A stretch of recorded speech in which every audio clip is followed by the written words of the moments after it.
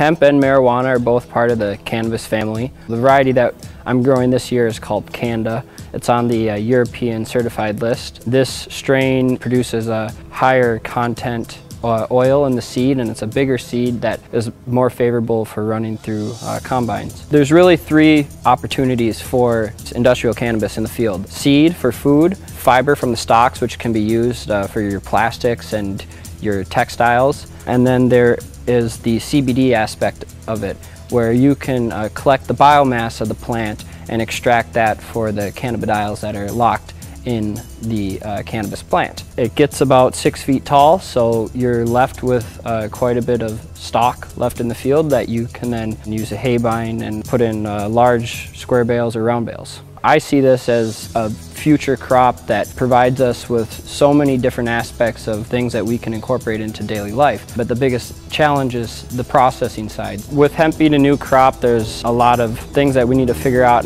on how to get a really clean quality product coming out of the combine and going into the bin. It's really a necessity to use cleaning equipment like GCS that is putting air on it right away, scalping it, and blowing out all the green material that gets brought through with the combine. The GCS equipment, it really gets it clean, so you're putting quality grain into your bin to be dried. Our farm here, we only have 70 tillable acres, which was all planted hemp this year.